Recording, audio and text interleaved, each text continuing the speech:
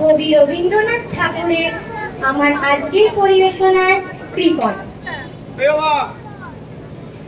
আমি ভিক্ষা করে ফিরিতেছিলাম গ্রামের পথে পথে। তুমি তখন চলেছিলে তোমার স্বর্ণরথে। অপূর্ব এক স্বপ্ন সম লাগিতেছিল চোখে মম।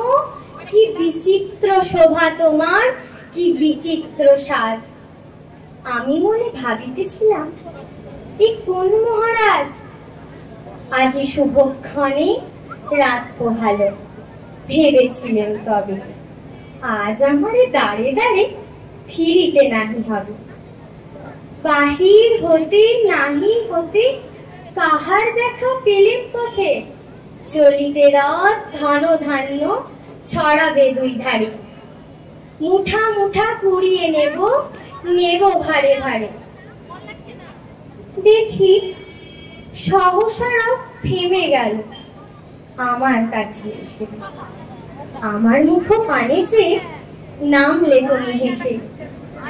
দেখে মুখের প্রসন্নতা জুড়িয়ে গেল সকল ব্যথা। হেন কালে কিসের লাগে তুমি অকস্মাৎ। আমায় কিছু দাও গো বলে বাড়িয়ে দিলে হাত।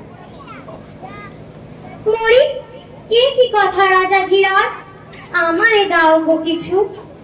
শুনে ক্ষণকালের তরে রইনু মাথা নিচু। তোমার কি বা অভাব আছে ভিখারি ভিক্ষুকের কাছে। এ কেবল কৌতুকের বসে আমায় প্রবঞ্চনা। ঝুলি হতে দিলেন তুলে একটি ছোট কণা।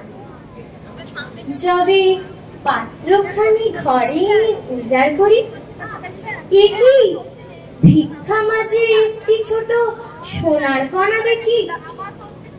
দিলেন যা রাজ ভিখারিরে, স্বর্ণ হয়ে এলো ফিরে। তখন কাঁদি চোখের জলে দুটি নয়ন ভরে। তোমায় কেন দিইনি আমার সকল শূন্য করে। নমস্কার।